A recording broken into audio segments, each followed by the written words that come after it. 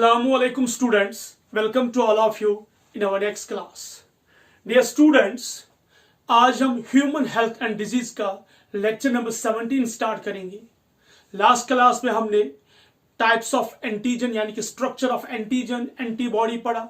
हमने types of antibodies पढ़े, antigen antibody की इंटरेक्शन यानी कि रिएक्शन हमने स्टडी की और हमने उसमें देखा कि क्या होता है primary and secondary immune response. ये सारा कुछ हमने पढ़ा है लास्ट क्लास में. तो डियर स्टूडेंट्स, आज की क्लास में जो आज इस इम्यूनोलॉजी का आखिरी लेक्चर है, आज की क्लास में हम रीड करेंगे कि जो ये एक्वायर्ड इम्यूनिटी है इसके टाइप्स.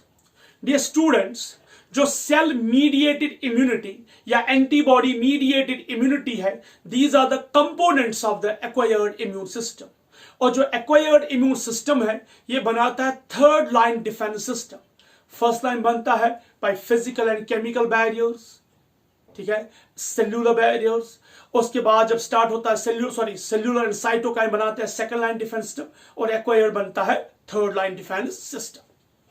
नाउ स्टूडेंट्स, जो एक्वायर्ड इम्यून सिस्टम है ये इसके दो टाइप्स है. एक है पैसिव इम्यूनिटी एंड दूसरा है एक्टिव इम्यूनिटी. तो आज की क्लास में हम यही देखेंगे कि क्या होता है पैसिव इम्यूनिटी, क्या होता है एक्टिव इम्यूनिटी, इनके टाइप्स हम स्टडी करेंगे और उसके बाद हम स्टडी करेंगे ऑटो इम्यून डिसऑर्डर्स और एलर्जिक रिएक्शन. ये आज का लेक्चर है जो लेक्चर नंबर 17 है ह्यूमन हेल्थ एंड डिजीज का. ये इसका आखिरी लेक्चर होगा यानी कि जो इम्यून सिस्टम है इम्यूनोलॉजी उसका ये आखिरी पार्ट होगा. उसके बाद हम स्टार्ट करेंगे economic zoology of the same chapter. So without wasting time हम स्टार्ट करेंगे आज का topic. So I will write here कि आज हमें लेना है types of acquired immunity.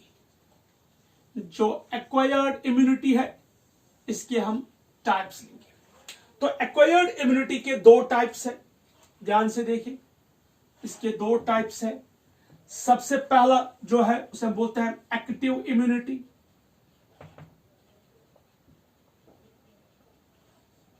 Active immunity. इसका जो दूसरा टाइप है उसे हम कहते हैं passive immunity. So acquired immunity is of two types. One is active immunity and the second one is passive immunity. पहले हम देखेंगे what is active immunity. Dear students, ध्यान से देखिए. अगर हमारे बॉडी में कभी इंफेक्शन हो जाता है या कोई पैथोजन हमारी बॉडी में एंटर होता है, तो जब हमारे बॉडी में पैथोजन एंटर हो जाता है हम सिक हो जाते हैं, हमें बीमारी हो जाती है, हमें सिम्टम्स होते हैं. इस दौरान, इस सारे प्रोसेस के दौरान हमारी बॉडी के जो बी लिम्फोसाइट्स हैं वो इसके खिलाफ एंटीबॉडीज बनाते हैं, या जो हमारा टी लिम्फोसाइट है वो इसके खिलाफ मेमोरी सेल्स बनाते हैं. दैट मीन्स जब एक पैथोजन हमारी बॉडी में दाखिल हुआ तो हमारी बॉडी ने उस पैथोजन के खिलाफ मेमोरी सेल्स बनाए या उसके खिलाफ एंटीबॉडीज बनाए. तो this is known as active immunity. So active immunity है क्या एक्चुअली? जब हमारी बॉडी एंटीबॉडीज, खुद एंटीबॉडीज बनाएगी against the infection, against the pathogen. That's known as active immunity. So active immunity में क्या है? जो हमारी बॉडी है वो खुद एंटीबॉडीज बनाती है, वो खुद मेमोरी सेल्स बनाते हैं against the pathogen, against the antigen. You are getting my point?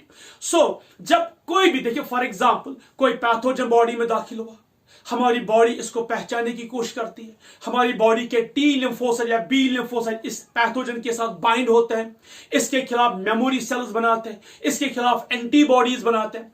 इसमें थोड़ा टाइम लगता है, 5 दिन भी, 10 दिन भी, 6 दिन भी.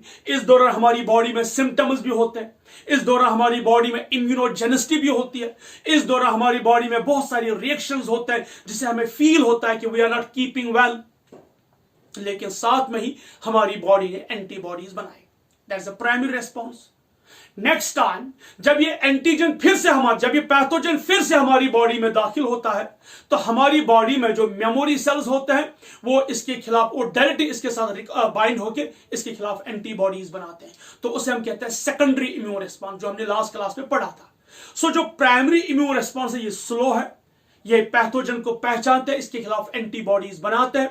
सेकेंडरी इम्यून रेस्पॉन्स में ये जो एंटीबॉडीज होते हैं, जो मेमोरी सेल्स है, ये with short span of time में पैथोजन के साथ बाइंड होके उसको एलिमिनेट करते हैं। चाहे वो प्राइमरी इम्यून रेस्पॉन्स हो, चाहे सेकेंडरी इम्यून रेस्पॉन्स हो, हमारी बॉडी खुद एंटीबॉडीज बनाती है against the antigen. We call it as a active immunity. तो एक्टिव इम्यूनिटी है क्या? ये वो इम्यूनिटी है या ये एक्वायर्ड इम्यून सिस्टम का वो टाइप है जिसमें बॉडी खुद एंटीबॉडीज बनाती है against the pathogen. So active immunity, immunity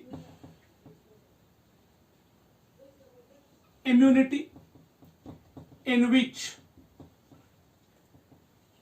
body forms antibodies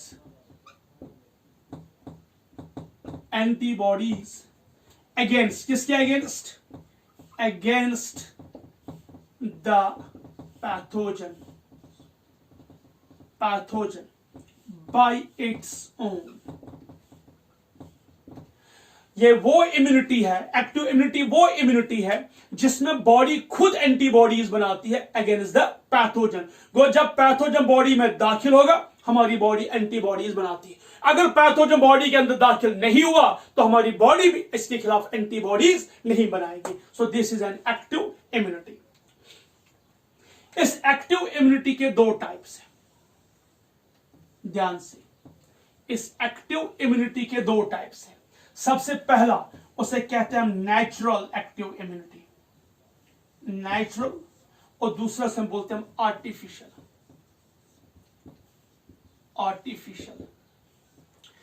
यानी कि जो एक्टिव इम्यूनिटी है, it's of two types, one is natural and the second one is artificial. तो नेचुरल क्या है, ध्यान से देखिए, जब इंसान बीमार पड़ता है, बीमार कब पड़ेगा इंसान? कब इंसान को सिकनेस होगी? जब उसके बॉडी में एक पैथोजन दाखिल होगा, जब उसके बॉडी में एक एंटीजन दाखिल होगा। तो जब एक disease causing pathogens, disease causing microbes उसके बॉडी में एंटर हो गए, तो उसकी बॉडी ने उस डिजीज के खिलाफ, उस पैथोजन के खिलाफ, उस एंटीजन के खिलाफ एंटीबॉडीज बनाए। This is known as natural active immunity. Why active? Because body generates antibodies by its own against the infection. Why natural? Because ये कुदरती तौर हो रहा है, इसमें किसी का हाथ नहीं है। पैथोजन एंटर हुआ बॉडी में, इन्फेक्शन हुआ बॉडी में, बॉडी ने उसके खिलाफ एंटीबॉडीज बनाई। So this is known as natural active immunity. Antibodies formation,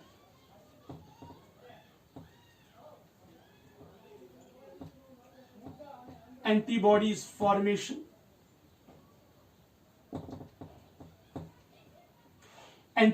formation, against the pathogen. For example, sickness। देखिए, एंटीबॉडीज बॉडी ने बनाए अगेंस्ट द पैथोजन।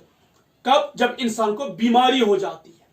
लेकिन दूसरा है आर्टिफिशियल। अब बॉडी में पैथोजन एंटर नहीं हुआ, बॉडी को डिजीज नहीं हुए, लेकिन हम फिर भी चाहते हैं कि बॉडी एंटीबॉडीज बनाए।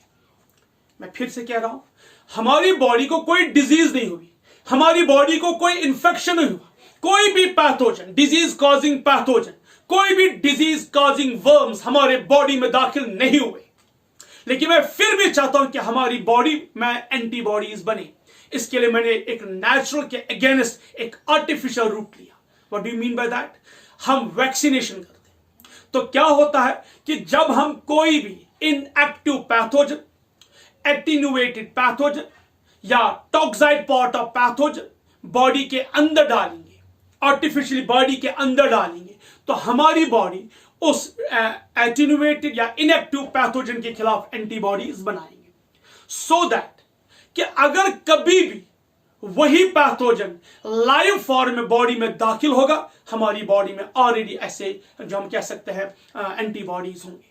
सपोज हम एक बात, सिंपल सी बात करेंगे, हम बात करेंगे डीपीटी, डिप्थीरिया परट्यूसिस एंड ट्यूबर टेक्ने। जो डीपीटी है, हम डिप्थीरिया की एक वैक्सीन लेते हैं। तो हम कहते हैं कि हमने वैक्सीन ली बॉडी में, हमने डिप्थीरिया का टॉक्साइड पॉट या हमने इनएक्टिव डिप्थीरिया जो बॉडी के अंदर डाला। जब हमने इनएक्टिव हीट किलर या हम कह सकते हैं डेड डिप्थीरिया बॉडी के अंदर डाला, तो वो डेड या इनएक्टिव डिप्थीरिया हमारी बॉडी को कोई नुकसान नहीं पहुंचाएगा।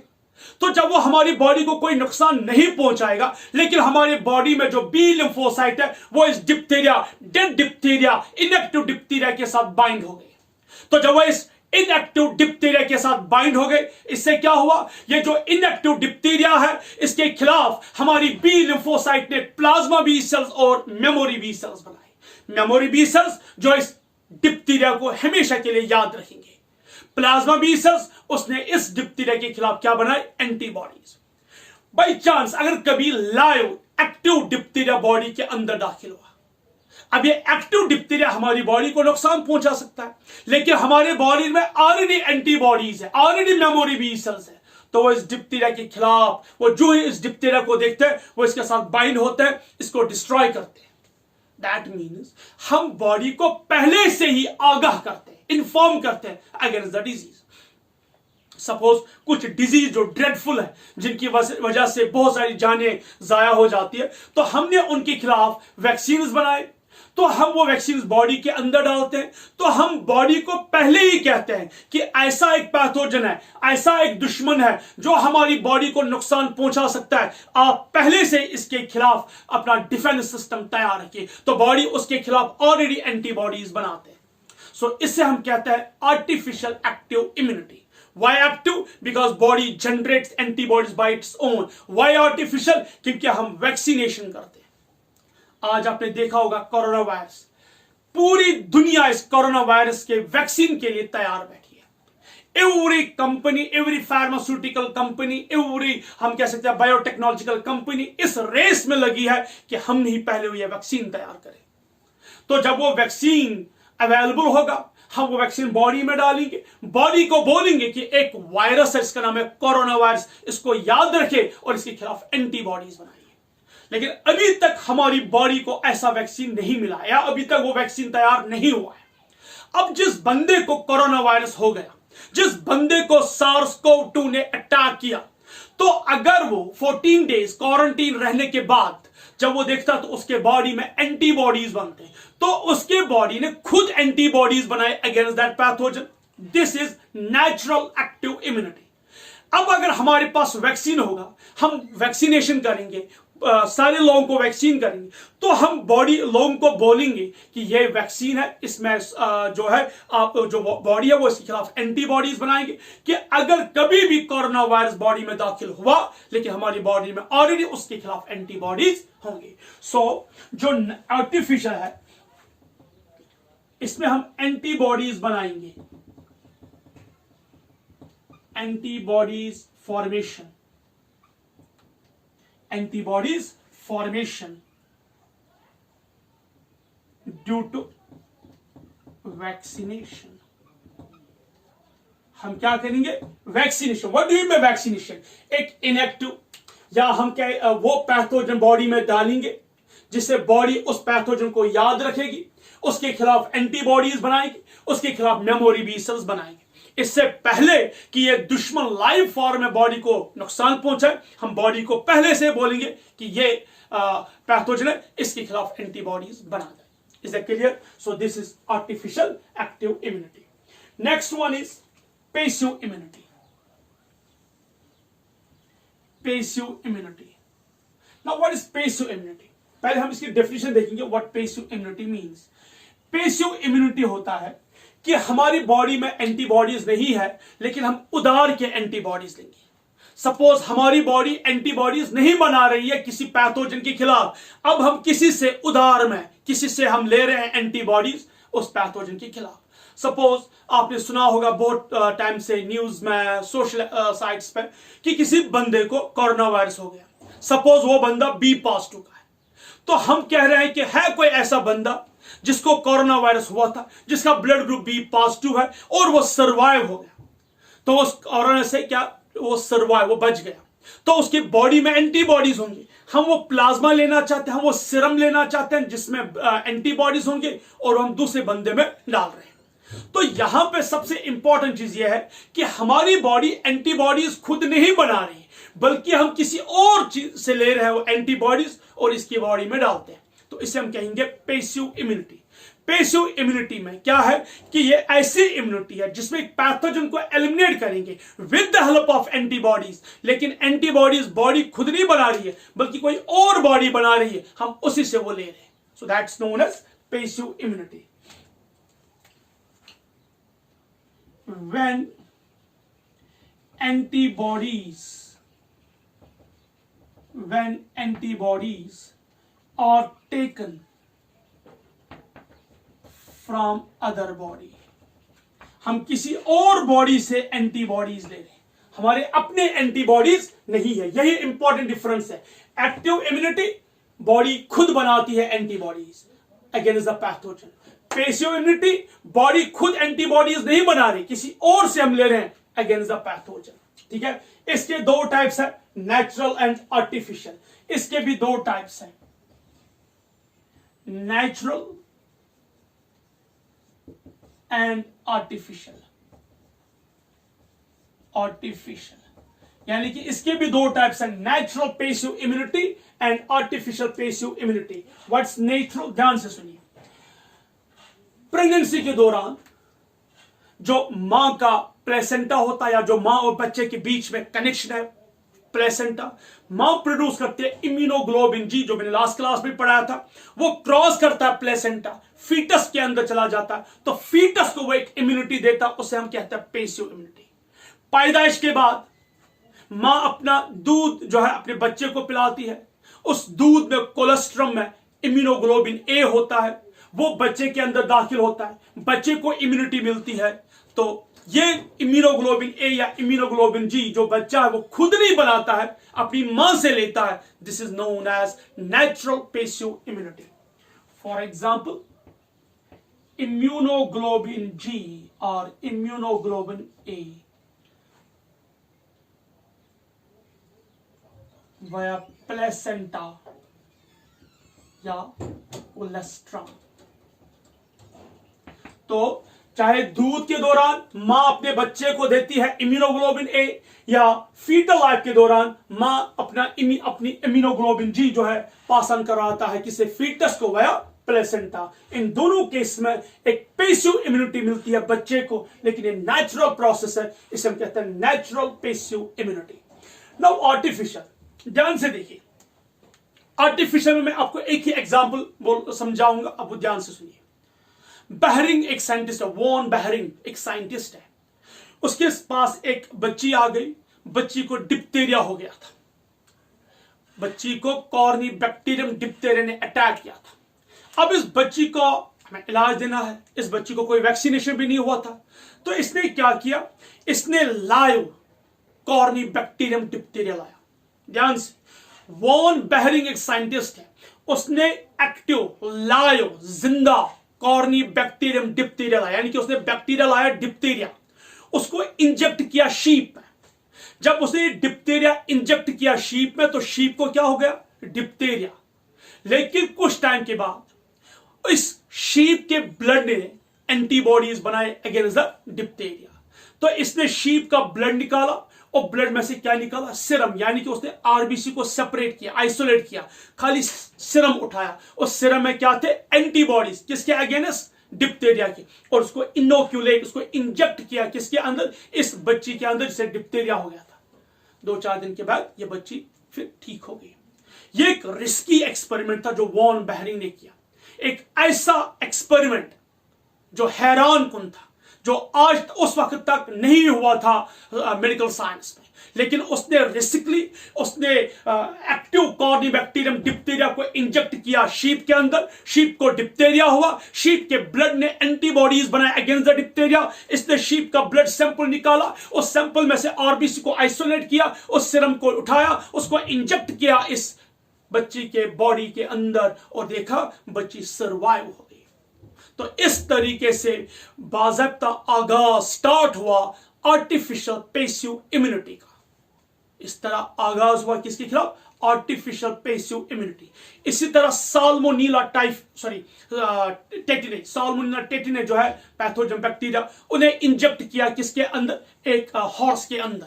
तो हॉर्स के अंदर जब वो टेटिने को इंजेक्ट किया गया तो उसके ब्लड को निकाला गया, उस ब्लड में से आरबीसी को आइसोलेट किया, उस सीरम को इंजेक्ट किया बॉडी के अंदर, जिससे उस बच्चे को या उस इंसान को टेटिने नहीं होगा। तो दैट मीन्स ऐसी इम्यूनिटी जिसमें हम क्या करेंगे कि हम किसी और का सीरम लेके या बच्चे या किसी और बॉडी में डालेंगे, we called as a artificial passive immunity. हमने शीप में, वॉन बेहरिंग ने शीप में कॉर्नीबैक्टीरियम डिप्थीरिया को इंजेक्ट किया, शीप ने उसके खिलाफ एंटीबॉडीज बनाए, हमने उसका ब्लड सैंपल निकाला, आरबीसी को आइसोलेट किया, सीरम को इंजेक्ट किया किसके अंदर, इस बच्चे के अंदर। इस बच्चे को डिप्थीरिया से निजात मिली, ये डिप्थीरिया से ठीक हो गई, डिप्थीरिया से ठीक हो गई, मींस इसको इम्यूनिटी मिली। लेकिन इसको हमने एंटीबॉडीज दिए, आर्टिफिशियल दिए, हमने बनाए वो एंटीबॉडीज शीप के अंदर, उसके बाद इंजेक्ट किए। So this is known as artificial passive immunity. Artificial passive, suppose किसी को, अगर हम सपोज किसी को कोई इन्फेक्शन हुआ है, तो अगर वो पैथोजन जिसकी वजह से इन्फेक्शन हुआ है वो हम किसी और एनिमल के बॉडी में इंजेक्ट करेंगे, so that animal will produce antibody against the pathogen. हम वो एंटीबॉडीज निकाल के इस बच्चे में, इस ऑर्गेनिज्म में डालेंगे, इस ह्यूमन बॉडी में डालेंगे। This is known as artificial passive immunity. इस आर्टिफिशियल पैसिव इम्यूनिटी में एग्जांपल है ATS, एंटी टेटनाइड सीरम, या ADS, एंटी डिप्थीरिया सीरम। और इसका जो फादर है वो है वॉन बेहरिंग। ध्यान से सुनिए, वॉन बेहरिंग, मैं यहां पे लिखता हूं, father of artificial passive immunity कौन है, von Behring, BEHRING, von Behring is a very important question. पूछा जाता है कि who is the father of artificial immunity, that's von Behring. और जो आर्टिफिशियल एक्टिव इम्यूनिटी का फादर ये कौन है, ये पढ़ा होगा आपने 9th क्लास में, एडवर्ड जेनर। एडवर्ड जेनर जो है, this he is known as father of artificial active immunity, या जिसे हम कहते हैं वैक्सीनेशन। तो आप सबसे कोई पूछा जाएगा who is the father of vaccination, that's Edward Jenner. इसने पहला वैक्सीन बनाया, इसका स्मॉल पॉक्स पहला वैक्सीन इसने बनाया, ये बहुत ही इंपॉर्टेंट है। इसमें दो तरीके के क्वेश्चन आ सकते हैं, who developed the first vaccine against the smallpox, that's Edward Jenner. Now who is the father of vaccination, that's Edward Jenner. Who is the father of artificial passive immunity, that's Von Behring. ये कुछ types थे किसके, types of acquired immunity के, जो बनाते हैं third line defence system. Third line defence system. तो जो सेल मीडिएटेड इम्यूनिटी और एंटीबॉडी मीडिएटेड इम्यूनिटी है, वो एक्चुअली क्या है, they are the components of acquired immunity. ये जो पैसिव इम्यूनिटी और एक्टिव इम्यूनिटी है, these are the types of acquired immunity. इसमें हमने नेचुरल और आर्टिफिशियल देखा। Is the clear? इसमें एक पॉइंट याद रखिएगा, या चलो हम इसको बाद में देखेंगे, या यहीं पे लिखते हैं, ये डिफरेंस के साथ भी हम पढ़ सकते हैं। देखिए ध्यान से सुनिए, हम इसको डिफरेंशिएट ऐसे कर सकते हैं। Active immunity, what is active immunity, वो इम्यूनिटी में एंटीबॉडीज एक बॉडी खुद बनाएगी। व्हाट इज पैसिव इम्यूनिटी, जिसमें एंटीबॉडीज किसी और की बॉडी से लिए जाएंगे। इसके दो टाइप्स है, natural active immunity, artificial active immunity. Natural में क्या है, whenever a person got infection और कॉट एन इन्फेक्शन, उसके खिलाफ एंटीबॉडीज बनेंगी, दैट्स नेचुरल एक्टिव इम्यूनिटी। जब हम बॉडी को यही से बोलेंगे कि इस पैथोजन के खिलाफ एंटीबॉडीज बनाइए बाय वैक्सीनेशन, इसे हम कहते हैं artificial active immunity. Passive immunity में natural passive immunity, during pregnancy mother passes its immunoglobulin G through placenta to fetus, that is the passive immunity. Or during milking or lactation, immunoglobulin A passes from mother to child, that's passive natural immunity. Artificial में क्या है, हम किसी और animal में inject करेंगे bacteria या pathogen, वो एनिमल उसके खिलाफ एंटीबॉडीज बनाएंगे, उन एंटीबॉडीज को हम निकाल के ह्यूमन बॉडी में डालेंगे, उसे हम कहते हैं artificial passive immunity, like ATS anti tetanus serum और ADS anti diphtheria serum. Who is the father of artificial passive immunity?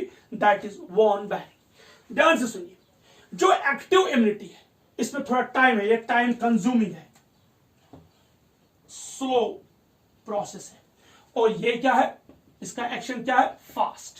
ध्यान से, जो पैसिव इम्यूनिटी है ये फास्ट एक्शन करता है, क्योंकि एंटीबॉडीज रेडी है, यहां से एंटीबॉडीज लिए यहां से डाले तो एक्शन फास्ट होगा।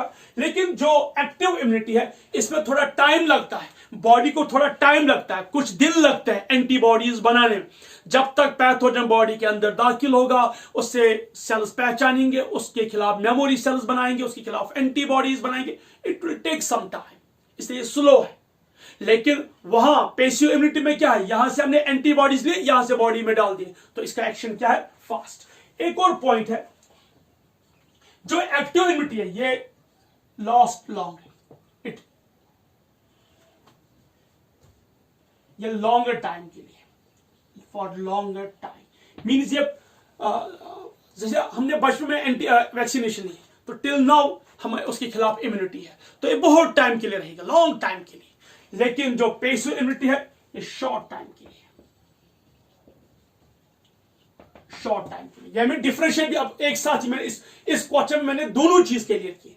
मैंने पढ़ाया पहले टाइप्स, साथ ही में, क्योंकि अगर कभी बोर्ड में आपसे क्वेश्चन पूछा जाएगा differentiate between active and passive immunity, तो आपको ऐसे टेबुलॉइड फॉर्म बनाना है and you have to discuss the differentiate. क्योंकि मैंने यहां पे दोनों क्वेश्चन को कंबाइन किया, मैं ज्यादा स्ट्रक्चर नहीं करना चाहता इस वीडियो को, अदरवाइज मैं चाहता मैं पहले ये पढ़ा था टाइप्स, उसके बाद को डिफरेंशिएट भी बना सकता था टेबुलॉइड फॉर्म में, लेकिन मैंने यहां पहले ही इनको टेबुलॉइड में डिफरेंशिएट भी यहीं पे करवाया। तो ये जो एक्टिव इम्यूनिटी है ये स्लो है, यानी कि इसमें एक्शन जो है वो स्लोली हो रहा है, पैसिव इम्यूनिटी में एक्शन फास्ट है। एक्टिव इम्यूनिटी लॉन्ग टाइम के लिए रहता है हमारी बॉडी में, तो ये जो पैसिव इम्यूनिटी है ये शॉर्ट टाइम के लिए। एक और पॉइंट है, एक्टिव इम्यूनिटी में कोई भी साइड इफेक्ट नहीं है। देखिए, बॉडी में पैथोजन गया, बॉडी ने एंटीबॉडीज बनाई, हमने वैक्सीन बॉडी में डाला, बॉडी ने पैथोजन बनाए। लेकिन यहां देखिए पैसिव इम्यूनिटी में खास हम आर्टिफिशियल की बात करेंगे, जब हमने शीप पे इंजेक्ट किए डिप्थीरिया पैथोजन, तो शीप ने एंटीबॉडीज बनाई, हमने शीप का ब्लड सैंपल निकाला, उसमें से आरबीसी को आइसोलेट किया, उस ब्लड सैंपल में या उस सीरम में नो डाउट डिप्थीरिया के खिलाफ एंटीबॉडीज है, लेकिन वहां कुछ और भी एंटीबॉडीज हो सकते हैं किसी और चीज के लिए। जरूरी नहीं है कि शीप में सिर्फ यही एंटीबॉडीज होंगे डिप्थीरिया के लिए, शीप के ब्लड में कोई और भी एंटीबॉडीज हो सकता है। तो जब हमने वो सीरम इनोक्यूलेट किया, इंजेक्ट किया इस ह्यूमन बॉडी के अंदर, उसमें जो कुछ और एंटीबॉडीज होंगी, जब वो हमारे इस ह्यूमन बॉडी के ब्लड में दाखिल होंगी, वो वहां पे रिएक्शन कर सकते हैं। तो नो साइड इफेक्ट्स, इसमें एक्टिव में no side effects, no side effects. लेकिन यहां पे एलर्जिक या साइड इफेक्ट्स है। जब हम आर्टिफिशियल पैसिव इम्यूनिटी का प्रोग्राम करेंगे, इसमें चांसेस है साइड इफेक्ट्स के होने के। ये 5 पॉइंट्स जो है मैंने डिफरेंशिएट करवाया एक्टिव एंड पैसिव इम्यूनिटी का। यहां से डेफिनेशन, बॉडी खुद एंटीबॉडीज बनाती है, पैसिव इम्यूनिटी में एंटीबॉडीज किसी और से। इसके भी 2 टाइप्स, इसके भी 2 types. Artificial natural active immunity when body develops antibodies by its own against the infection. Natural में यहां पे क्या पैसिव इम्यूनिटी में when antibodies are passed from parents to their offspring during pregnancy or something else. यहां पे artificial we gave immunity to the body by vaccination, father is adverse gene, ठीक है। तो यहां पे क्या है, हम किसी और के बॉडी में पैथोजन डालते हैं, वहां से एंटीबॉडीज बनाते हैं, फिर इंजेक्ट करते हैं दूसरे बॉडी में, दैट्स आर्टिफिशियल पैसिव इम्यूनिटी। यहां फादर है वॉन बेहरिंग। ये इसका एक्शन स्लो है एक्टिव का, इसमें एक्शन फास्ट है। ये ज्यादा टाइम, लॉन्ग टाइम के लिए रहता है, शॉर्ट टाइम के लिए रहता है। यहां कोई साइड इफेक्ट नहीं है क्योंकि बॉडी खुद एंटीबॉडीज बना रही है। यहां हम किसी और के ब्लड से एंटीबॉडीज निकालते हैं, वहां पे चांस है किसी और चीज के एंटीबॉडीज के भी होने का, तो यहाँ पे एलर्जिक या साइड इफेक्ट्स होने का खतरा है। That was the first question, types of acquired immunity. अब हम इसमें लेंगे कि व्हाट वैक्सीनेशन इज, वैक्सीन क्या होता है। यहाँ हम सिर्फ टाइप्स पढ़ाऊंगा वैक्सीन का, डिटेल में नहीं लूंगा, क्योंकि 9th क्लास में तो ऑलरेडी पढ़ा है कि वैक्सीन कैसे बना है, लेकिन जब हम बायोटेक्नोलॉजी स्टार्ट करेंगे वह हम इसका डिटेल्ड पर्सपेक्टिव देखेंगे। सो अब हम देखेंगे व्हाट इज वैक्सीनेशन या व्हाट इज वैक्सीन। जो वर्ड वैक्सीन है इसे डिराइव किया गया फ्रॉम काउ, वैका मीन्स काफ, यानी कि जो पहला एक्चुअली कॉन्सेप्ट आया है वैक्सीन का वो काउ से ही आया। कैसे मैं समझाऊंगा। हमने पढ़ा है लोअर क्लास में कि किसी शहर में या किसी इलाके में एक डिजीज ब्रोक आउट हो गई थी, स्मॉल पॉक्स की, लेकिन देखा गया वहां पर एक मिल्क मेड है जिसे ये डिजीज नहीं हुई थी। क्यों? क्योंकि मिल्क मेड जब जाता था मिल्क लेने के लिए काऊ के पास, तो उससे हुआ था काऊ पॉक्स। क्योंकि वो हर दिन जाता था तो हर दिन उसे काऊ पॉक्स के छोटे छोटे पस्ट्यूल्स, हम कैसे पैथोजन बॉडी में एंटर होते थे, और उसकी बॉडी उसके खिलाफ क्या बना रही थी, एंटीबॉडीज। अब जब स्मॉल पॉक्स ब्रोक आउट हुआ तो उस स्मॉल पॉक्स के पैथोजन इसे कुछ नहीं कर पाए, क्योंकि इसके बॉडी में ऑलरेडी एंटीबॉडीज थे। ये कंसेप्ट एडवर्ड जीनर को पहली बार समझा। उसने देखा कि मिल्क मेड को कुछ नहीं हुआ, तो उसने क्या किया, उसको दिमाग में आ गया कि अगर हम बॉडी को पहले ही आगाह करेंगे किसी पैथोजन के खिलाफ तो शायद हम बहुत सारी बीमारी पर हम कैसे फतह पा सकते हैं, और इसका एक कंसेप्ट कामयाब होगा और आगे चलकर ये एक बिल्कुल एक बाज़ाब्ता एक पार्ट बन गया मेडिकल हिस्ट्री का, और एक प्रोग्राम से जाना जा जिसको बोलते हैं इम्यूनाइजेशन। आज भी देखिए हमारे घरों में जब हमारे किसी बच्चे की विलाद होती है तो हम डिफरेंट टाइम्स पे उससे इनोक्यूलेट करते हैं डिफरेंट वैक्सीन से, और बहुत सारे फार्मास्यूटिकल कंपनीज ने, साइंस ने तरक्की की और उन्हें वैक्सीन डेवलप किए। बहुत सारी बीमारियां ऐसी भी है जिनके खिलाफ कोई वैक्सीन नहीं है, लेकिन बहुत सारी कंपनी ने या बहुत सारी बीमारी के खिलाफ वैक्सीन बनाए गए। वो वैक्सीन है क्या, वो किस तरह के वैक्सीन है, वो हम यहाँ पे देखेंगे। सो क्या है वैक्सीनेशन, पहले हम देखिए इसकी डेफिनेशन। ये जो वैक्सीनेशन है it's based on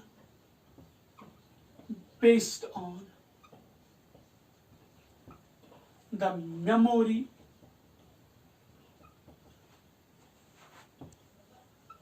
sales of immune, यहां पे एक्वायर्ड इम्यून सिस्टम है। तो एक्वायर्ड इम्यून सिस्टम में जब मेमोरी सेल्स बनते हैं, we know it very well, हमने लास्ट क्लास में पढ़ा सेल मीडिएटेड इम्यूनिटी में किस तरह एक T cell memory T cell बना सकती है। जब एक पैथोजन बॉडी में दाखिल हो जाता है तो वो बाइंड होता है टी लिम्फोसाइट के साथ, या वो बाइंड होता है एंटीजन प्रेजेंटिंग सेल के साथ। फिर जब वो एंटीजन प्रेजेंटिंग सेल वो एंटीजन देता है किसे, टी हेल्पर सेल को या टी लिम्फोसाइट को, तो वो टीसीआर के साथ बाइंड होकर जो टी सेल है वो बनाती है वहां पे memory T cell, so that ये memory T cell next encounter के लिए इस पैथोजन को याद रखेगी। इसी तरह जो B lymphocyte antibody mediated immunity है, जब उसमें एंटीजन दाखिल होता है वो बाइंड होता है बी लिम्फोसाइट के साथ। बी लिम्फोसाइट जाती है प्रोलिफरेशन के लिए, वो बनाती है plasma B cell, memory B cell. वो प्लाज्मा बी सेल्स एंटीबॉडीज बनाते हैं, मेमोरी बी सेल्स बॉडी में रहते हैं, याद रखते हैं इस पैथोजन को नेक्स्ट एनकाउंटर। जितनी बार वो पैथोजन, वो पर्टिकुलर पैथोजन बॉडी में दाखिल होगा उतनी बार मेमोरी सेल्स या पीआरडी, मेमोरी बी सेल या मेमोरी टी सेल इस पैथोजन को पहचानेंगे, इसके खिलाफ बनाएंगे एक्टिव बी लिम्फोसाइट या एक्टिव प्लाज्मा बी सेल्स या एक्टिव टी लिम्फोसाइट्स, और इसके खिलाफ साइटोटॉक्सिक टी सेल्स बनाए जाएंगे जो इनको एलिमिनेट करेंगे, एंटीबॉडीज बनाएंगे जो इनको एलिमिनेट करेंगे, और मेमोरी सेल्स बनाएंगे। तो हर एनकाउंटर के बाद बॉडी में मेमोरी सेल्स रहते हैं और वो मोर चौकन, मोर एक्टिव रहता है किसके खिलाफ, इस पैथोजन के खिलाफ। बचपन में हमने बहुत सारी बीमारी के लिए एक वैक्सीनेशन लिया है, डीपीटी हो, बीसीजी हो या कोई और वैक्सीन हो, और आज तक आप देखिए हमारी बॉडी में वो इन्फेक्शंस नहीं है क्योंकि हमारी बॉडी में ऑलरेडी वो मेमोरी सेल्स है। तो ये कॉन्सेप्ट जो वैक्सीनेशन है it's based on the memory cells of immune system. तो इसके हम 3 जनरेशन यहां पर स्टडी करेंगे। First generation, first generation vaccine, यानी कि जब पहली बार वैक्सीन बनाया गया, फर्स्ट जनरेशन वैक्सीन किसे हम, क्या है फर्स्ट जनरेशन ऑफ वैक्सीन, ध्यान से सुनिए। इसमें हमने क्या किया, heat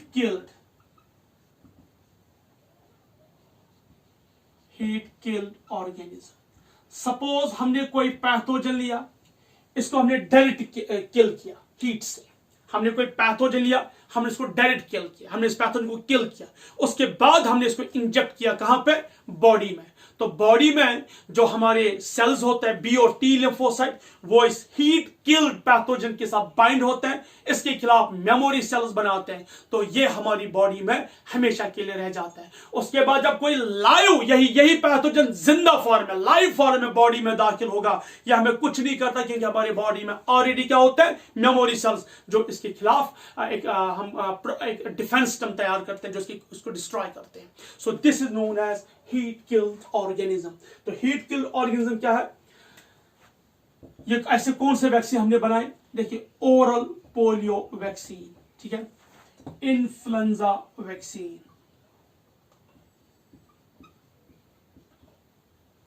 small pox vaccine, MMR etcetera. ये कुछ वैक्सीन है जिनको हमने बनाया है bye direct heat killed.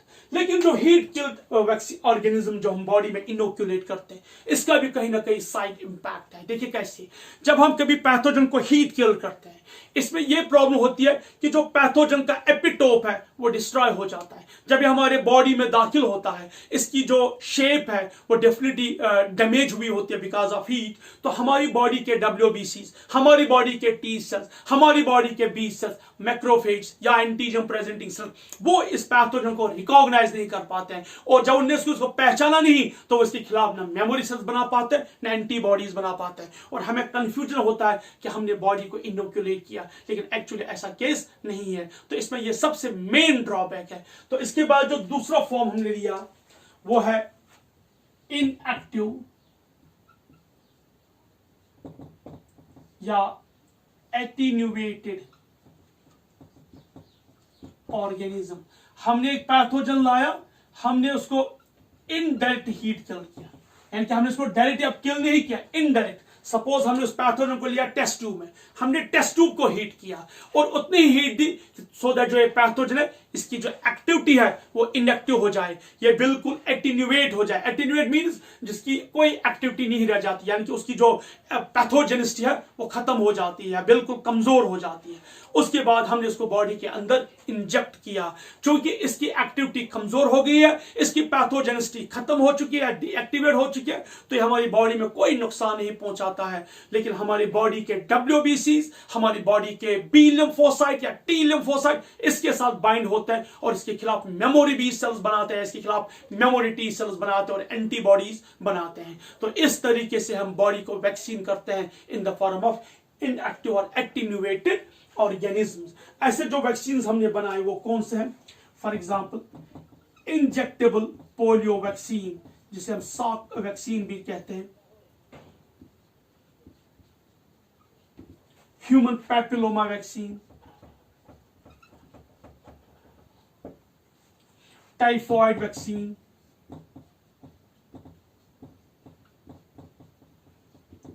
Etcetera. लेकिन इसका भी ड्रॉबैक है. क्या है ड्रॉबैक? कि अगर कभी हमने किसी पैथोजन को इनएक्टिव किया, सपोज जब वो बॉडी में हम उसको इनोक्यूलेट करेंगे, अगर वो बॉडी के टेम्परेचर से या बॉडी के गर्माहट से या बॉडी के किसी और मीडियम से एक्टिवेट हो गया, तो वो बॉडी को डिसीज कर सकता है. तो ये इसका नेगेटिव फैक्टर है. ये थे फर्स्ट जनरेशन. सेकंड जनरेशन है, सेकंड जनरेशन वैक्सीन. हमने क्या किया? हमने बहुत सारे पैथोजन ऐसे हैं जो खुद पैथोजेनिक नहीं है, लेकिन उनका जो टॉक्साइड पार्ट है, उनके जो एक्सोटॉक्सिन्स है वो पैथोजेनिक है, वो हमारी बॉडी में डिजीज करते हैं. तो हमने क्या किया? हमने उन्हीं के टॉक्साइड पार्ट से वैक्सीन बना दिया और उनको हमने इंजेक्ट किया बॉडी में इनएक्टिवेट करके, और हमारी बॉडी उनको पहचान के उनके खिलाफ एंटीबॉडीज या मेमोरी सेल्स बनाते हैं. Like for example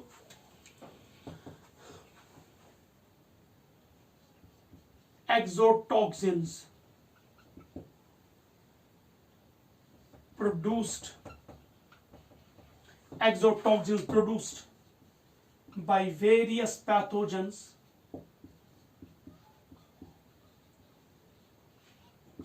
various pathogens are used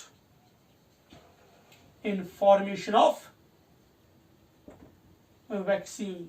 तो जो एक्सोटॉक्सिन्स है, जो वैक्सीन्स, जो एक्सोटॉक्सिन्स है, जो प्रोड्यूस किए बहुत सारे पैथोजेंस ने, हमने उनकी मदद से वैक्सीन्स बना दिए। इसमें एग्जांपल में, for example diphtheria toxoid, diphtheria toxoid, ठीक है, माइकोबैक्टीरियम, माइकोबैक्टीरियम ट्यूबरकुलोसिस। जो माइकोबैक्टीरियम ट्यूबरकुलोस वो एक ट्यूबरक्यूलिन टॉक्साइड बनाता है। तो इस टॉक्साइड के खिलाफ हमने क्या बनाए, इनकी मदद से हमने क्या बनाए, वैक्सीन। तो जो सेकंड जनरेशन वैक्सीन है वो हमने एक्सोटॉक्सिन्स की मदद से बना दिए, जो बहुत सारे पैथोजेन लाइक डिप्थीरिया या माइकोबैक्टीरियम प्रोड्यूस करते हैं। So this is the second generation vaccine.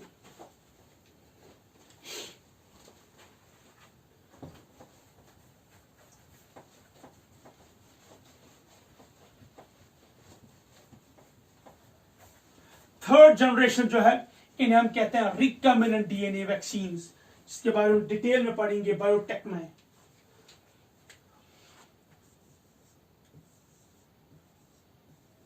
Third generation vaccine, ये कौन से वैक्सीन है, रिकम्बिनेंट वैक्सीन।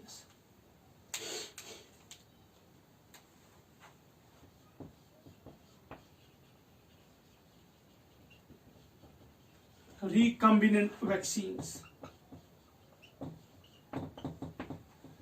हमने by using recombinant DNA technology और डीएनए टेक्नोलॉजी से हमने वैक्सीन बना दी। सपोज अगर कोई पैथोजन है, कोई पैथोजन है, इस पैथोजन का जो एपिटोप है, इस पैथोजन का क्या है, एपिटोप। सपोज कोई पैथोजन है, हमने इस पैथोजन को स्टडी किया और इसके एपिटोप को हमने अंडरस्टैंड किया। तो इस पैथोजन का जो जेनेटिक मटेरियल है, डीएनए है, उसमें से हमने उस जीन को आइसोलेट किया जो एपिटोप बनाता है।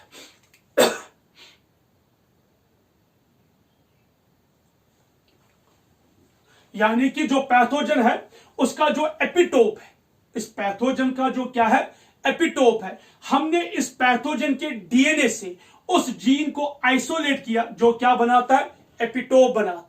तो उस जीन को हमने इंजेक्ट किया एक क्लोनिंग वेक्टर में या एक प्लाज्मिड में, और उसी से हमने प्रोड्यूस किए एपिटोप। इसका हम डिटेल्ड ये कैसे बनाता है, किस तरह बनाता है, ये हम बायोटेक में देखेंगे। यहां पे बस ये याद रखिए, by using recombinant DNA technology, जिसे हम कहते हैं rDNA technology, recombinant DNA technology यानी कि जेनेटिक इंजीनियरिंग, उसकी मदद से हमने वैक्सीन बनाए। तो उन्हें वो हम कहते हैं थर्ड जन वैक्सीन, और ये वैक्सीन इस वक्त बाज़ाब्ता मार्केट में अवेलेबल है।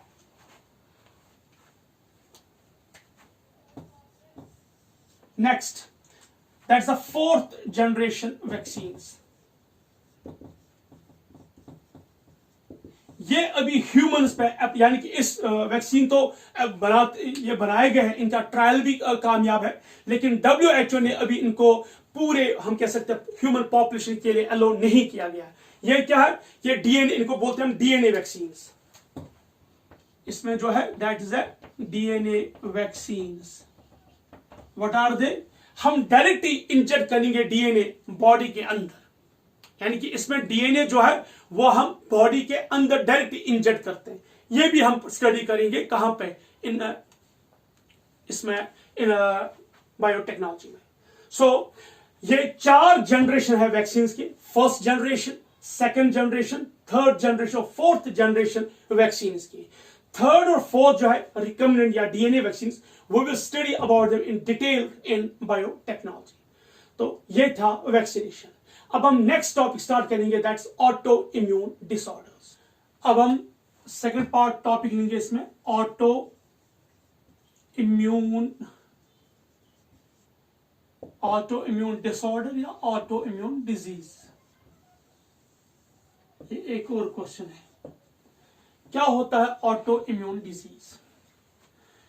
जब हमारे बॉडी के एंटीबॉडीज अपने ही सेल्स पर अटैक करेंगे उसे हम कहते हैं ऑटो इम्यून डिजीज। अभी तक हमने देखा कि जब हमारे बॉडी में कोई पैथोजन, कोई एंटीजन, फॉरेन पार्टिकल एंटर होता है तो उस फॉरेन एंटीजन पे या उस फॉरेन पैथोजन पे अटैक करते थे बी सेल्स, टी सेल्स या सपोज एंटीबॉडीज। लेकिन अब जो ये मेमोरी सेल्स है, एंटीबॉडीज है, ये या टी सेल्स या बी सेल्स है, ये अपने ही सेल्स पे अटैक करेंगे। तो अगर उन्हें अपने ही सेल्स पे अटैक किया, उस वजह से जो डिजीज होगी that's known as auto immune disease. So when antibodies attacks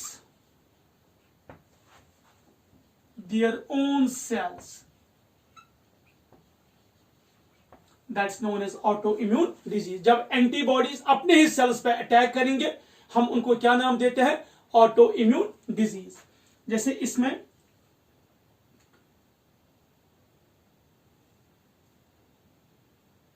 पहले हम लेंगे रूमेटाइड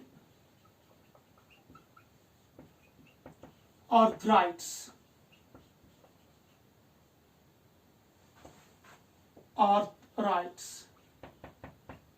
रूमेटाइड आर्थराइटिस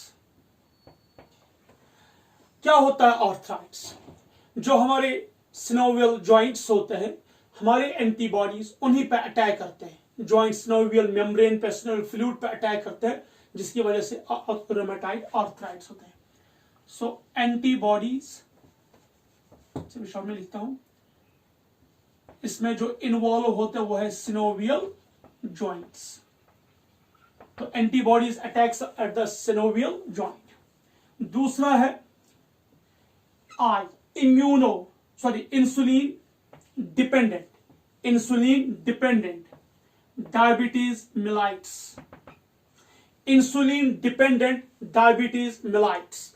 देखिए, जब इंसुलिन एब्सेंट होगा उस वजह से जो हमारे बॉडी का एक्सेस ग्लूकोज है वो ग्लाइकोजन में कन्वर्ट नहीं होगा, जिससे हमें हाइपरग्लाइसीमिया हो सकता है और उससे एक डिजीज होती है, इसका नाम है डायबिटीज मिलाइट्स। हम बोलते हैं इसे blood sugar related disease.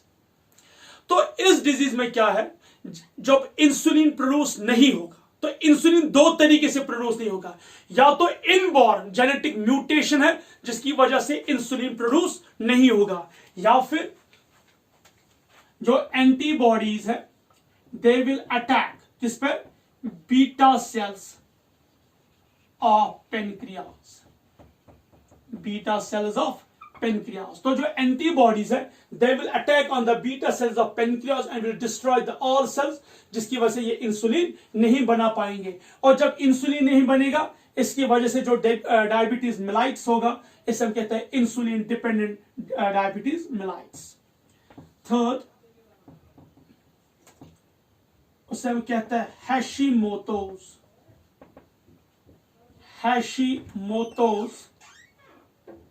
Disease.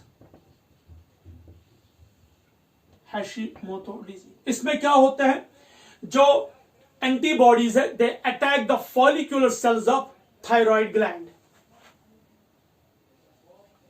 Antibodies attacks follicular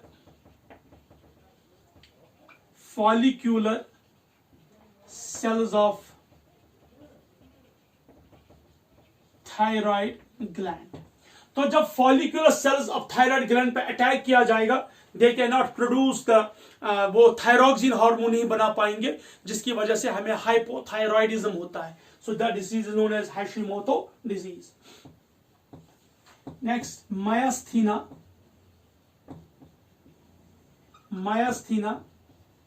gravis। myasthenia gravis, what is myasthenia gravis? myasthenia gravis एक ऐसी डिजीज है जिसमें एंटीबॉडीज अटैक करेंगे at neuromuscular junction. Antibodies attacks at neuromuscular junction. क्या होता है न्यूरोमस्कुलर जंक्शन? देखिए, अगर सपोज ये मसल है, ये मसल सेल है, इस मसल सेल पे सपोज यहां पे न्यूरॉन्स अटैच होंगी, तो जो न्यूरॉन्स है दे इनरवेट द मसल सेल्स। तो न्यूरॉन्स रिलीज करते हैं न्यूरोट्रांसमीटर, जिसकी वजह से मसल सेल्स कंट्रैक्ट करते हैं और मसल कंट्रैक्शन होती है। लेकिन जो एंटीबॉडीज है वो इसी न्यूरोमस्कुलर जंक्शन को डिस्ट्रॉय करेंगे, जिसकी वजह से there will be no muscle contraction, ठीक है, इससे पैरालिसिस हो जाती है। इसे हम कहते हैं मायस्थीनिया ग्रेविस। एक और है माइलोमा स्क्लेरोसिस। माइलोमा स्क्लेरोसिस, इसमें क्या है, एंटीबॉडीज अटैक करेंगे, antibodies attacks myelin sheath of neurons, myelin sheath of neurons. तो जब myelin sheath of neuron destroy होंगे तो उसकी वजह से जो मोटर न्यूरॉन डिसऑर्डर हो जाता है, तो जिसकी वजह से जो है नर्व इंपल्स पासन नहीं होंगी, उसे बोलते हैं myeloma sclerosis. So these were some examples of auto immune disease like rheumatoid arthritis, synovial joints पे एंटीबॉडीज अटैक करते हैं, इंसुलिन डिपेंडेंट डायबिटीज मेलाइट्स, तो एंटीबॉडीज अटैक करेंगे beta cells of pancreas, Hashimoto's disease, antibodies attack करेंगे follicular cells of thyroid gland due to which thyroxine will not be produced, myasthenia gravis, जिसमें cells attack करेंगे on the neuromuscular junction due to which paralysis will take place, myeloma sclerosis, antibodies attack the myelin sheath of neurons. Is it clear?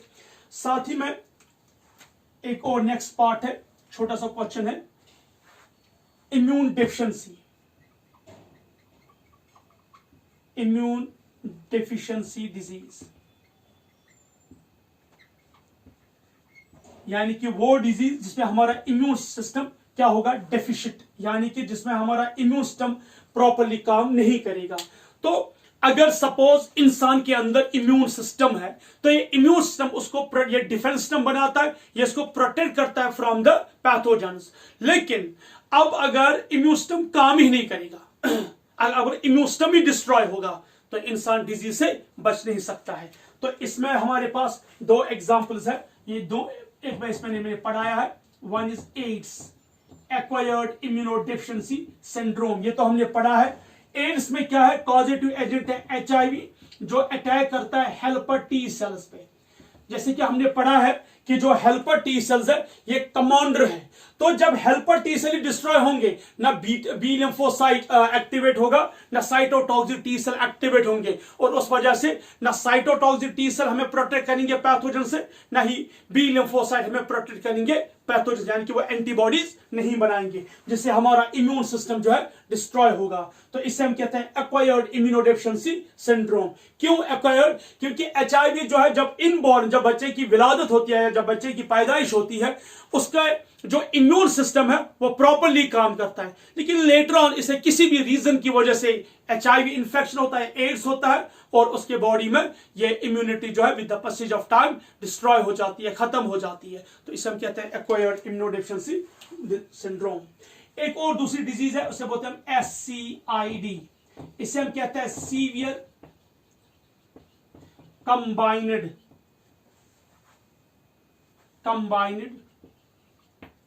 Immuno deficiency syndrome.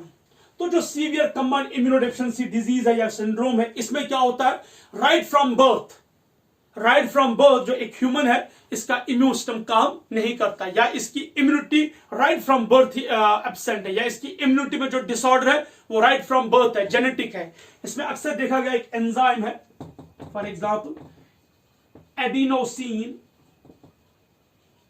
डीअमाइनेज,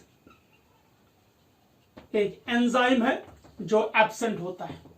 adenosine डीअमाइनेज एक enzyme है जो absent होता है, और वो enzyme काम नहीं करता है, जिसकी वजह से एससीआईडी होता है। एड्स लेटर ऑन लाइफ में होता है after birth due to HIV infection. ये राइट फ्रॉम बर्थ एक जेनेटिक डिसऑर्डर है जिसमें एक एंजाइम बनता नहीं है, जिसकी वजह से जो इम्यूनिटी है या जो ये सेल्स है वो डेवलप नहीं होते हैं। ये था immune deficiency disease. Now next will move to another question, और क्वेश्चन है allergy.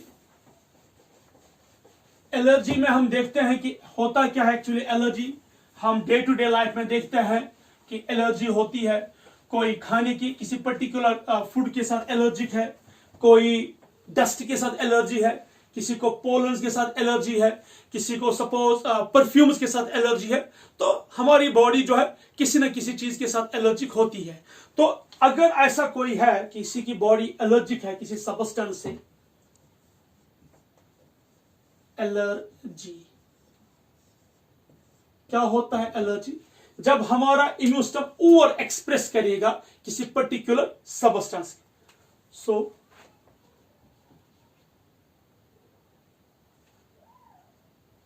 Over expression of immune system against allergens। जब हमारा इम्यून सिस्टम रिएक्ट करेगा, रिएक्शन दिखाएगा कुछ सबस्टेंस को या कुछ केमिकल सबस्टेंस को, उससे हम कहते हैं allergy.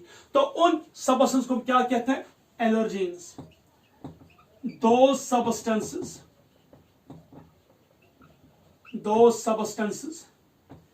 which causes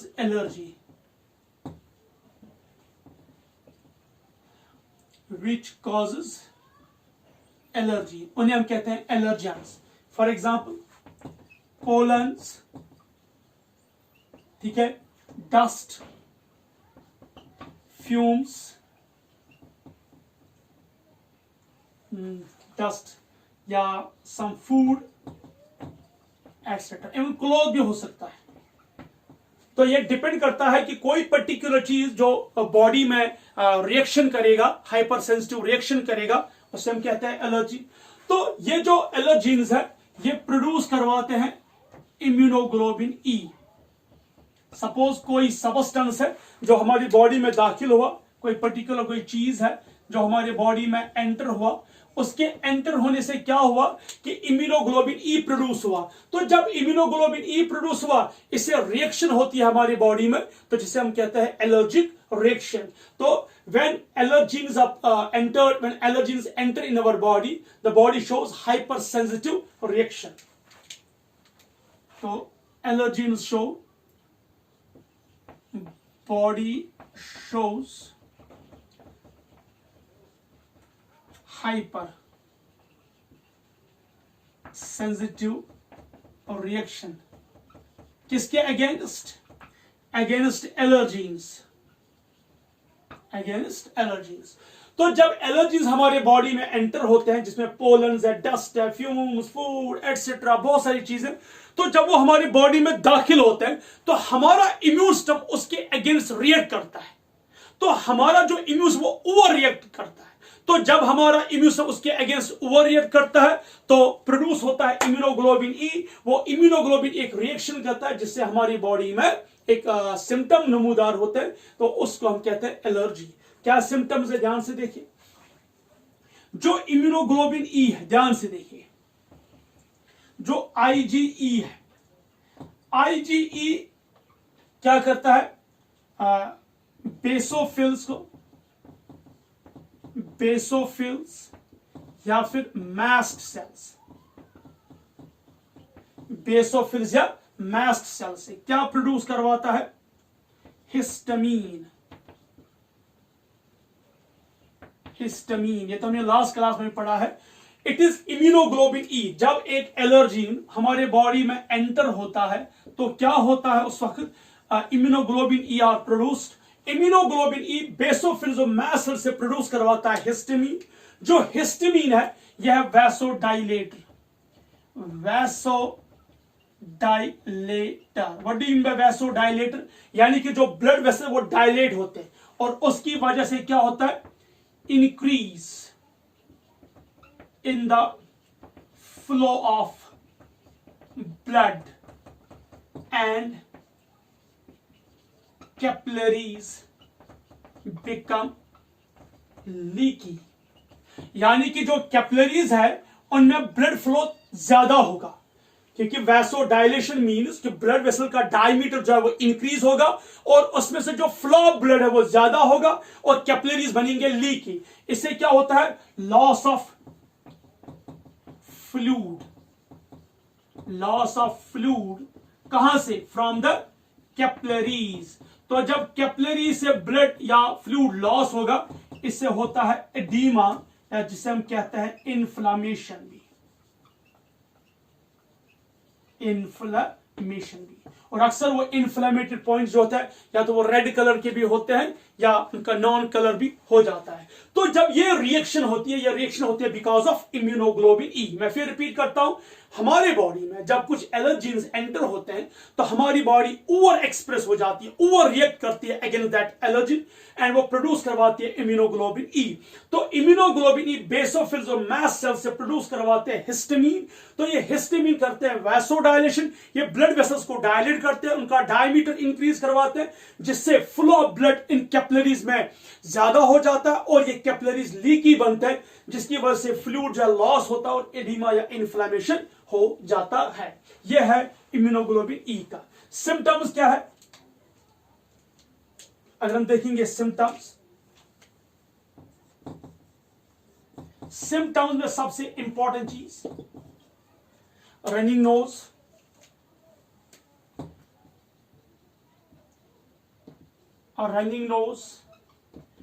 watery eyes, itching, etcetera. Even bronchitis भी हो जाता है। तो इचिंग इसमें सबसे ज्यादा हो जाती है, खुजली हो जाती है, ओवर रिएक्शन हो जाती है। तो इसके लिए हम क्या फिर एडवाइस करते हैं, इसमें क्या दिया जाता है, ट्रीटमेंट क्या है? ट्रीटमेंट इसमें एंटी हिस्टामिन ड्रग्स दिए जाते हैं, एंटी हिस्टामिन ड्रग्स दिए जाते हैं, एड्रेनलिन दिया जाता है। Adrenaline acts against the immunoglobulin E, rather acts against the histamine, या एंटी हिस्टामिन ड्रग्स दिए जाते हैं। कभी कभार ऐसा हो जाता है कि सपोज कुछ लोग मेडिसिन लेते हैं, कोई ड्रग लेते हैं, लेकिन वो ड्रग की वजह से उनके बॉडी में क्या हो जाती है, रिएक्शन हो जाती है। इसे हम बोलते हैं एनाफाइलेटिक शॉक। एनाफाइलेटिक शॉक क्या होता है? Anaphylactic shock, anaphylactic shock means जब कुछ लोग या कुछ पर्सन किसी पर्टिकुलर ड्रग के अगेंस्ट रिएक्शन दिखाते हैं। सपोज कुछ लोग, हम कभी शैम्पू देखते हैं या कुछ ऑइंटमेंट्स देखते हैं या कुछ क्रीम देखते हैं या कुछ फेस क्रीम देखते हैं, उन पे बाज़ाब्ता लिखा होता है कि अगर इन जो क्रीम है, शैम्पू है, आंख में नहीं जाना चाहे, otherwise there be a reaction. अगर वो हमें कभी उसमें भी लिखा हो जाता है कि if body shows any kind of reaction stop it's use, यानी कि इसको बंद कीजिएगा। इसी तरह कभी कोई मेडिसिन हम लेते हैं तो कुछ मेडिसिन जो है किसी पर्सन को हम कह सकते हैं वो उसकी बॉडी से रिएक्शन करते हैं। तो जब उनके बॉडी के साथ रिएक्शन करते हैं वहां पे इम्यूनोग्लोबिन ई प्रोड्यूस होता है। तो अगर कभी एक्यूट हम कह सकते हैं एलर्जिक रिएक्शन हो गई, उसको हम बोलते हैं एनाफाइलेटिक शॉक। इसमें क्या है, इसमें इमीडिएटली हमें इसको लेना चाहिए फिजिशियन के पास, डॉक्टर के पास। तो वहां पे बाज़ाब्ता एक इंजेक्शन किया जाता है, तो जिससे ये हम रोक सकते हैं इस एलर्जी को। Is the clear? सो ये था अबाउट एलर्जी।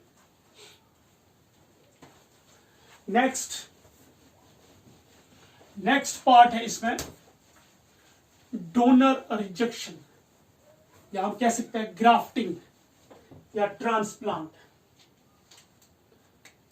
ये एक और क्वेश्चन है, ग्राफ्टिंग या organ transplant.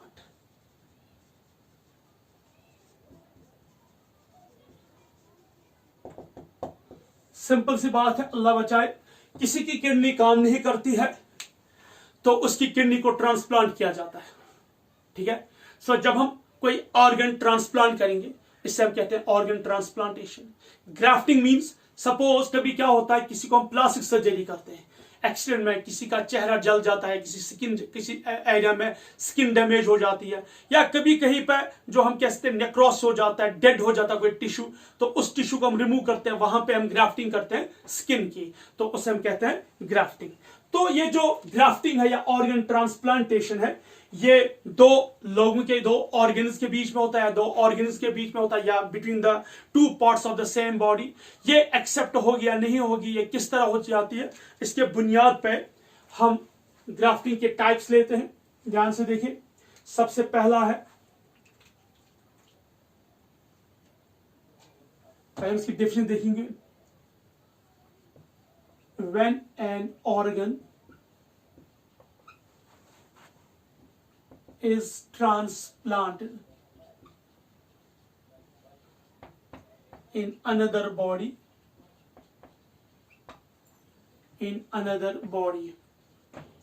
it's known as organ transplantation. इसमें सबसे पहला फर्स्ट ऑटोग्राफ्ट। क्या होता है ऑटोग्राफ्ट? जब ग्राफ्टिंग होगी between the two parts of a body, यानी कि देखिए सपोज किसी का चेहरा जला है तो हम उसके थाई से या बॉडी की किसी पार्ट से कोई स्किन टिश्यू उठाएंगे एंड वो इस चेहरे पे अप्लाई करेंगे। तो यहां पे ग्राफ्टिंग होती है between the two organs of same body, यानी कि जो बॉडी है वो सेम है, तो यहां पे हम एक ऑर्गन से उठाते हैं और दूसरे ऑर्गन पे अप्लाई करते हैं। तो ये सबसे ज्यादा जो है एक्सेप्ट होता है, इसमें कोई रिजेक्शन नहीं है। सो ग्राफ्टिंग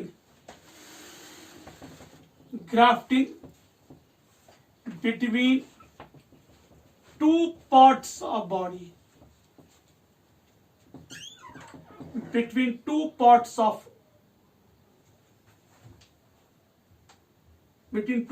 of same body, ठीक है।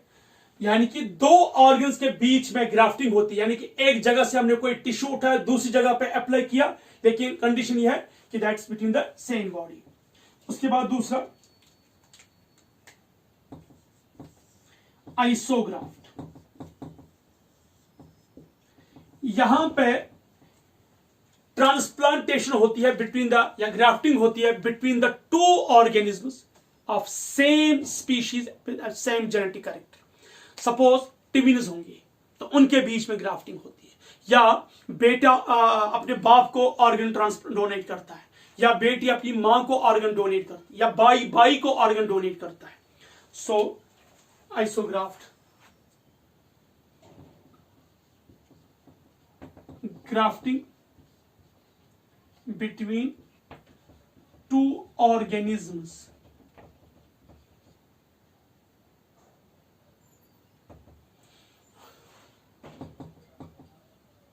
having genetic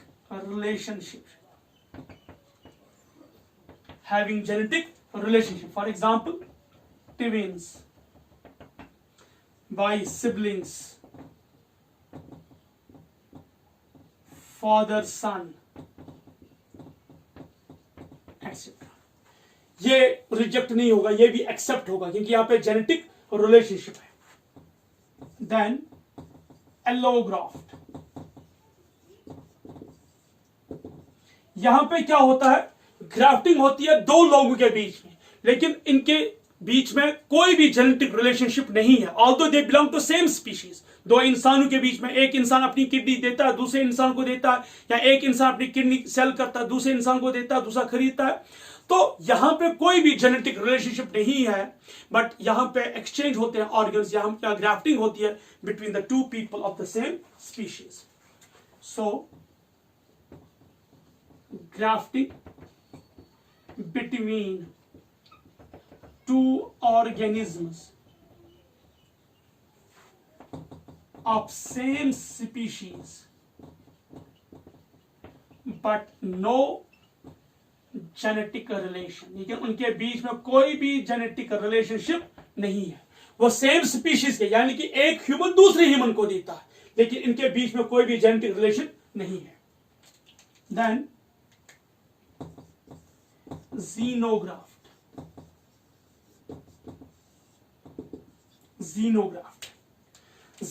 किसे हम कहते हैं, ग्राफ्टिंग होगी between two organisms of different species.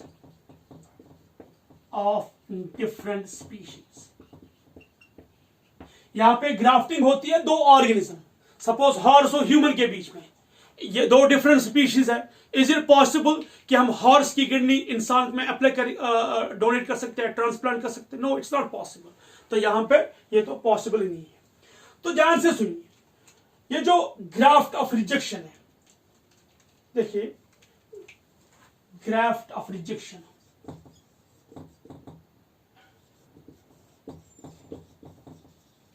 जो हमने ग्राफ्ट ट्रांसप्लांट किया, ये किस तरह रिजेक्ट हो सकता है, मैं ऐसे आपको दिखाऊं. 4 ये सबसे पहले रिजेक्ट है, सबसे मैक्सिमम यही, सबसे ज्यादा हाईएस्ट यही रिजेक्ट होगा. उसके बाद एलोग्राफ्ट, उसके बाद आइसोग्राफ्ट, उसके बाद ऑटोग्राफ्ट. यानी कि ऑटोग्राफ सबसे मिनिमम जो है रिजेक्ट होगा वो ऑटोग्राफ, यानी कि लगभग ये रिजेक्ट नहीं होगा और या आइसोग्राफ्ट. लेकिन जो एलोग्राफ्ट है या जीनोग्राफ्ट है, इनमें चांस है ज्यादा रिजेक्शन के. अब अगर रिजेक्शन होगी, सपोज रिजेक्शन होते हैं, जरूरी नहीं है कि every time same genetic relationship वाले लोग ऑर्गन्स डोनेट करें या ऑर्गन्स ट्रांसप्लांट करें. तो फिर क्या हो सकता है, हमारे सेल्स पे एक रिसेप्टर है, ध्यान से देखिए, हमारे सेल्स पे एक रिसेप्टर, इसका नाम है MHC. इसका फुल फॉर्म है मेजर हिस्टो कंपैटिबिलिटी. ये मैंने लास्ट टाइम भी पढ़ाया था, complex, major histocompatibility complex. ये पहली बार देखे गया है ल्यूकोसाइट्स में, हमने इनको देखा, तो इन्हें हम कहते हैं human leukocyte antigen. Human leukocyte antigen, ठीक है. ये आरबीसी में एब्सेंट होते हैं, they are not found in RBC. RBC में ये एब्सेंट होते हैं. तो ये हर एक सेल पे पाई जाती है एक्सेप्ट आरबीसी. इनको बनाने वाले जो जीन्स है वो प्रेजेंट होता है क्रोमोसोम नंबर 6 पे. जो जीन्स है they are present chromosome number 6. अब ये हर एक सेल्स पे होते हैं. जो हमारे बॉडी के WBCs है वो अपने सेल्स के मेजर हिस्टो कंपैटिबिलिटी कॉम्प्लेक्स को पहचानते हैं. So every cell possess major histocompatibility complex, ये एंटीजन है, आरबीसी में एब्सेंट है. इनके जो जीन्स है वो क्रोमोसोम 6 पे होते हैं. हमारे बॉडी के हर एक बॉडी के WBCs अपने अपने सेल्स के MHC को पहचानते हैं. अब अगर कोई और ऑर्गेनिज्म ऑर्गन डोनेट करता है, सपोज यहां पे मैं 2 ऑर्गन, तो A और B, इन दो के बीच में कोई भी जेनेटिक मैच मैच नहीं है. A अपनी ऑर्गन जो है डोनेट करता B को, A ने अपनी किडनी जो है डोनेट की B को. जो B के WBCs होते हैं वो B के MHC को पहचानते हैं. जो WBCs है ना, वो इस B के WBCs B के MHC को पहचानते हैं. अब जब उन्होंने A ने अपनी किडनी डोनेट की इस B को, तो WBC इस किडनी के MHC को भी रिकॉग्नाइज करते हैं. उनको पता चलता है कि इस किडनी के, इस ऑर्गन के जो मेजर हिस्टो कंपैटिबिलिटी है वो तो हमारे अपने बॉडी से नहीं मैच होते हैं. तो इन WBC को लगता है कि ये जो किडनी है ये एक एंटीजन है, फॉरेन चीज है, फॉरेन ग्राफ्ट है, तो वो इसको डिस्ट्रॉय करते हैं, वो इसको एलिमिनेट करते हैं. Although this kidney is very important for this B, इस बी ने इसे पैसों से खरीदे, लेकिन WBC ये सब नहीं मानते. WBC को पहले ही बोल के रखा गया है कि आप अपने सेल्स को पहचानिए, अपने सेल्स का जो मेजर हिस्टो कंपैटिबिलिटी कॉम्प्लेक्स है उसको पहचानिए, और अगर कोई भी चीज बॉडी में दाखिल होगी जिसका MHC बॉडी के MHC से मैच नहीं होगा, उसको एलिमिनेट कीजिए, उसको डिस्ट्रॉय कीजिए. And same happening here. तो इस तरह जो ये A है, इसने अपनी किडनी B को दी थी, लेकिन जो B है इसके जो हम कह सकते हैं WBCs, वो इस किडनी के MHC को नहीं पहचानते और इसको डिस्ट्रॉय करते हैं. क्योंकि ये किडनी बहुत कॉस्टली है, हम इस बी ने से पैसों से खरीदी है, और डॉक्टर चाहते हैं कि ये जो किडनी है इस बी में एक्सेप्ट हो, और WBC इस किडनी को रिजेक्ट ना करे, इस किडनी को डिस्ट्रॉय ना करे. तो वो क्या करते हैं, वो एक ड्रग देते, इसका नाम है इम्यूनो सप्रेसर्स. इम्यूनोसप्रेसर्स. तो वो इम्यूनोसप्रेसर्स बी को देते हैं. What are immunosuppressors? They suppress the WBCs.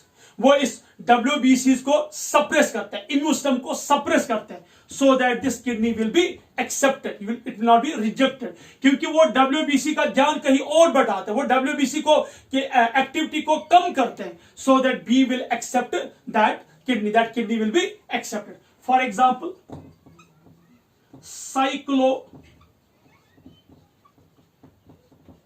Cyclopropane A एक ड्रग है जो इम्यूनोसप्रेसर है, या एजोथायोप्रीन एक ड्रग है।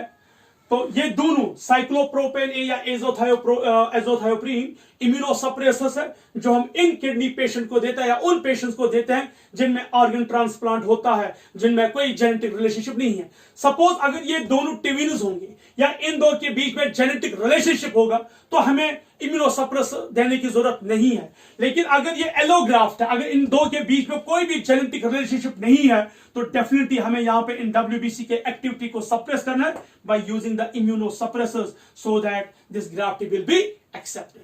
That was all about the grafting or organ transplantation. Now dear students, by this we have completed the second part of human health disease, that is immunity or immune system. तो human health and disease में हमने पहला part जो disease complete किया, pathological part, जिसमें हमने different disease, उनके causative agents, symptoms etcetera पढ़े। उसके बाद जो सेकंड पार्ट है वो हमने स्टार्ट किया था इम्यून सिस्टम में, तो हमने पूरा डिटेल्ड इम्यून सिस्टम पढ़ा। अब इसका थर्ड पार्ट रहता है जो हम कल इंशाल्लाह स्टार्ट करेंगे, वो है ड्रग एडिक्शन, जिसमें हम ड्रग्स एडिक्शन पढ़ेंगे, टोबैको एडिक्शन पढ़ेंगे एंड ड्रिंकिंग यानी कि अल्कोहलिक एडिक्शन पढ़ेंगे। उसके 2 वीडियोस रहेंगे and that will be completed. उसके बाद इसका फोर्थ पार्ट रहेगा इस यूनिट का, दैट इज इकोनॉमिक जोलॉजी, जिसके ऑलमोस्ट 6 वीडियोस है। और उसके बाद बायोटेक एक यूनिट रहता है जिसमें टोटल 5 क्वेश्चंस है, लेकिन उसके भी ऑलमोस्ट 15 वीडियोस है। तो by this we will finish इंशाल्लाह दिस होल सिलेबस। तो इंपॉर्टेंट चीज यह है कि आज हमने कंप्लीट किया इम्यूनिटी का लास्ट पार्ट, जिसमें हमने स्टडी किया सबसे पहले जो है types of acquired immunity, passive and active immunity, उसके टाइप्स। फिर हमने वैक्सीनेशन पढ़ा, वैक्सीन्स पढ़े, डिफरेंट जनरेशन वैक्सीन्स। उसके बाद हमने स्टडी किया ऑटो इम्यून डिजीज, उसके बाद हमने इम्यूनोडेफिशिएंसी डिजीज पढ़े, और उसके बाद हमने पढ़ा इसमें ऑर्गन ट्रांसप्लांटेशन और एलर्जी। तो by this we have complete this all immunity. Next class के लिए happy learning and have a good day. अस्सलामु अलैकुम व रहमतुल्लाहि व बरकातहू।